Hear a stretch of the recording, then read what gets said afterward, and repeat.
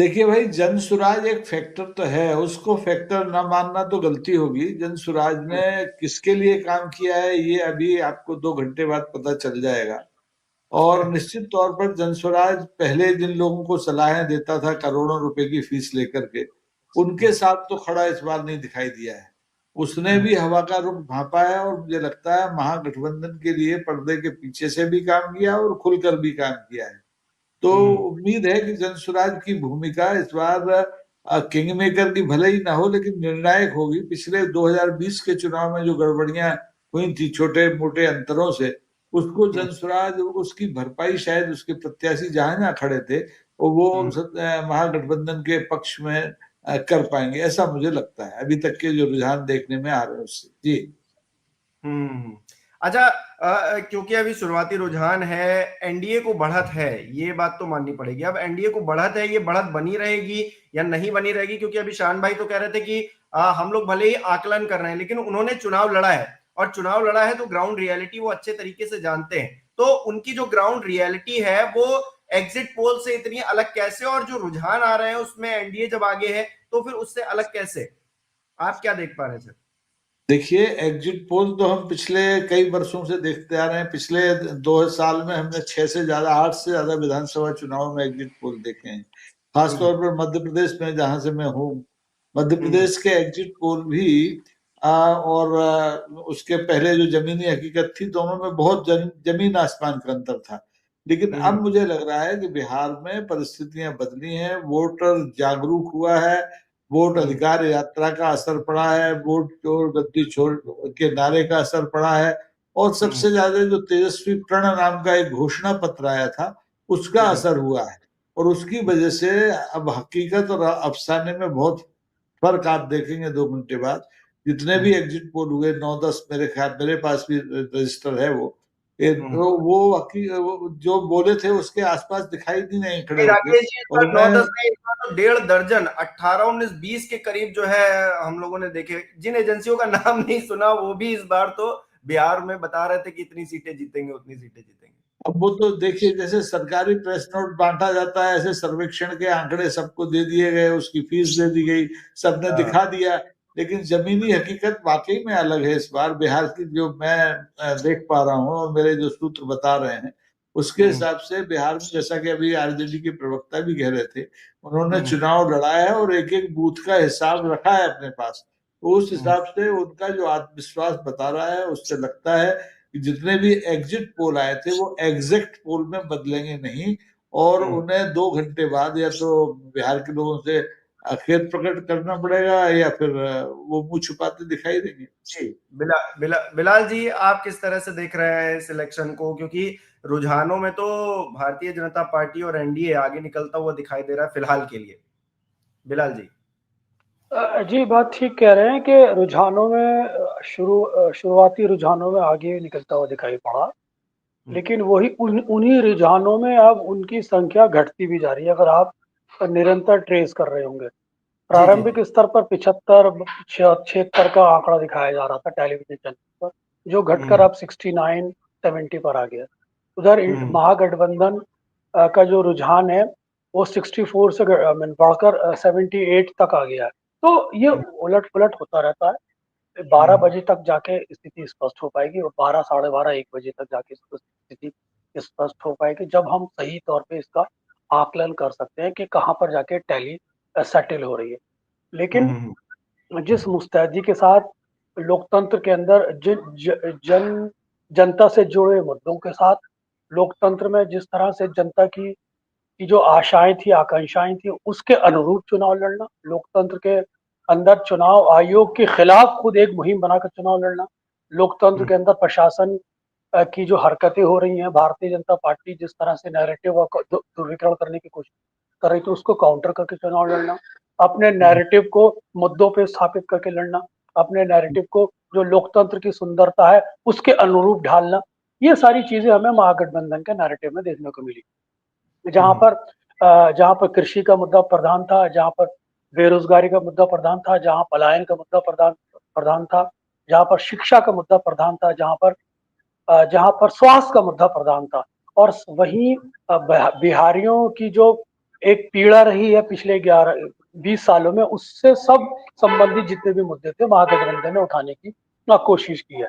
और यही बिहार की राजनीति का इमेजिनेशन है जिसको तेजस्वी ने बहुत ही बिल्कुल, सुंदर बिलाल से जी, आपको मैं थोड़ा कैटर करने अपडेट की कोशिश की है। साथ ही जी, साथ अब जो घोषणा पत्र दिया था वो भी उनकी जो कल्पनाएं थी उसके अनुरूप था। तो कुल मिलाकर एनडीए गठबंधन में ऐसा हमें कुछ नजर नहीं आ रहा था, द्वंद्व नजर आ रहा था। नीतीश और भारतीय जनता पार्टी के झगड़े नजर आ रहे थे, वोट ट्रांसफर की समस्या नजर आ रही थी। तो इस आधार पर जो हमें सूचनाएं प्राप्त हो रही थी उसके अनुरूप ही हमने एनालिसिस करने की कोशिश की है।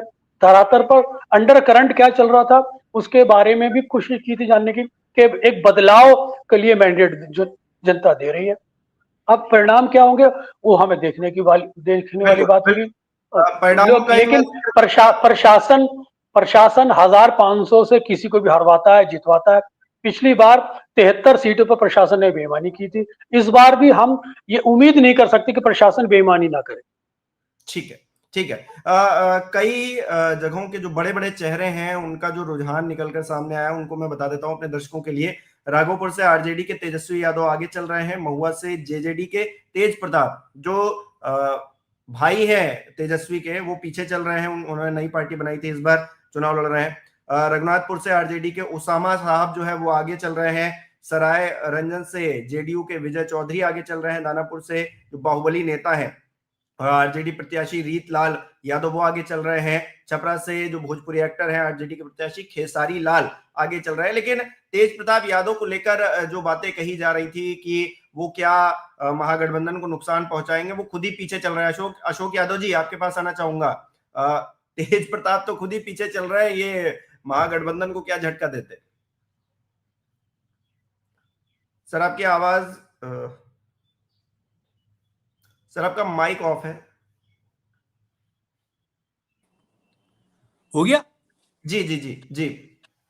देखिए, मैं मादरत के साथ बार बार एक बात कहता हूं, मैं मिनिस्टर रहा हूं यूपी में और मैं बड़े बड़े लोगों से लड़के आया हूं। पहला चुनाव मुलायम सिंह के खिलाफ लड़ा, मैं इंडिपेंडेंट एमएलए भी रहा हूं।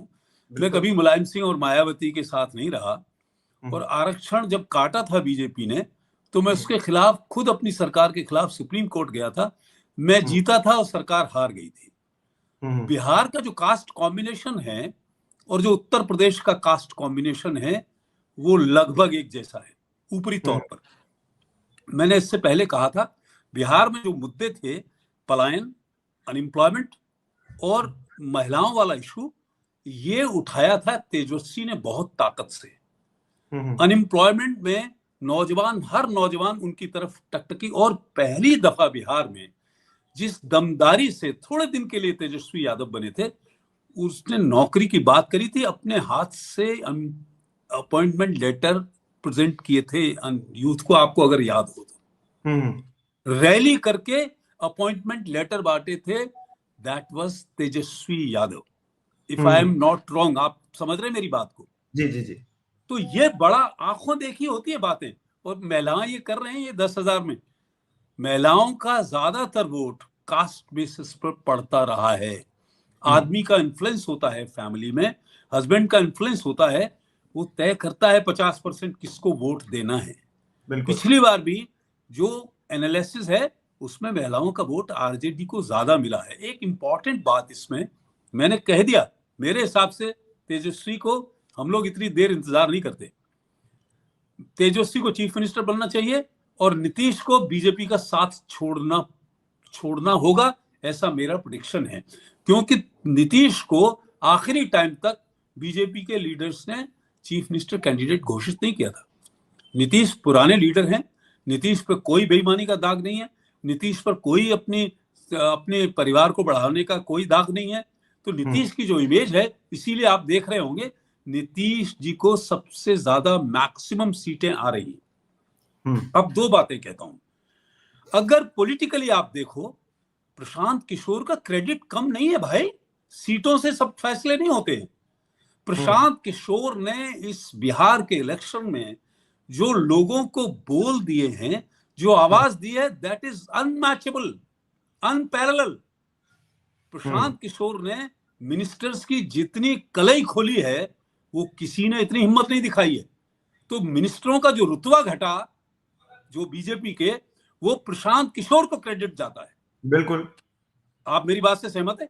बिल्कुल बिल्कुल बिल्कुल सही बात है। प्रशांत किशोर यार नया खिलाड़ी है, उससे आप इतनी सीटों की उम्मीद क्यों कर रहे हैं? प्रशांत किशोर नया आदमी है पॉलिटिक्स के लिए, जमीनी कागज पे करते थे वो अलग बात है, वो उनका एक्सपर्टाइज था। प्रशांत किशोर ने इस चुनाव में आरजेडी को जीतने के रास्ते बनाए हैं। प्रशांत किशोर ने इस चुनाव में नीतीश कुमार के साथ जो नाइंसाफी हो रही है उसको उजागर किया है। प्रशांत किशोर की भूमिका कम नहीं है। नीतीश कुमार के लोग चिराग पासवान को वोट ट्रांसफर नहीं किए। मैं इंटरनल बात बता रहा हूं आपको, सारी पॉलिटिकल। और बीजेपी के जो अपने गठबंधन थे वो एक दूसरे को वोट कास्ट नहीं कर रहे हैं। ये कुशवाहा जी की बीवी क्यों हार रही है भाई? क्या वजह है? बिल्कुल, वजह ये है कि वो आपस के रिश्ते इतने तनावपूर्ण हो गए थे। एक ही तो सीट मिली, इतने बड़े नेता थे वो तो टिकटें दिला रहे थे, अपनी बीवी हार रही है उनकी। चिराग पासवान को कोई वोट नीतीश का ट्रांसफर नहीं हो रहा है। ये मैं आज आपको बता रहा हूं, मैं 2 बार बिहार होके आया। और चूंकि मैं इलाहाबाद यूनिवर्सिटी में स्टूडेंट लीडर रहा हूं, मुझे थोड़ी सी समझ है ग्राउंड की। मेरे हिसाब से ये सर्वे कुछ भी कहें, एग्जिट पोल कुछ भी कहें, इलेक्शन कमीशन को भी उन्हीं की पार्टी मान लीजिए, तेजस्वी को चीफ मिनिस्टर बनना चाहिए, नीतीश कुमार को इससे बाहर आना चाहिए। और ये बात एक और मैं इसके साथ जोड़ता हूं कि सफर में मुश्किलें आए हैं तो हिम्मत और बढ़ती है। ये फेवर क्यों हुआ तेजस्वी का? यार एक लड़का, उसके खिलाफ 80 मंत्री, उसके खिलाफ प्राइम मिनिस्टर, उसके खिलाफ होम मिनिस्टर, उसके खिलाफ इलेक्शन कमीशन, उसके खिलाफ पुलिस, उसके खिलाफ आईएएस लॉबी, क्या नहीं था उसके खिलाफ? नहीं बिल्कुल अशोक जी, आप जो बात कह रहे हैं वो तो उत्तर प्रदेश सरकार में मंत्री ओपी राजभर ने भी कह दी थी कि भाई ये आपने एक लड़के के खिलाफ जो है पूरी अपनी सरकार उतार दी है, 80 मंत्री उतार दिए हैं, 5 मुख्यमंत्री उतार दिए हैं, प्रधानमंत्री खुद उतरे हुए हैं, गृह मंत्री उतरे हुए हैं। अब देखिए राजीव रंजन जी भी हमारे साथ जुड़ गए हैं। तो क्या मैं एक भी बात खत्म कर रहा हूं, तो क्या इसकी सिंपैथी नहीं मिलेगी? एक बात कह के खत्म करता हूं कि सफर में मुश्किलें आए तो हिम्मत और बढ़ती है। सफर में मुश्किलें आए तो हिम्मत और बढ़ती है। कोई जब रास्ता रोके तो जरूरत और बढ़ती है। अगर बिकना पे आ जाओ तो घट जाते हैं दाम अक्सर, न बिकने का इरादा हो तो कीमत और बढ़ती है।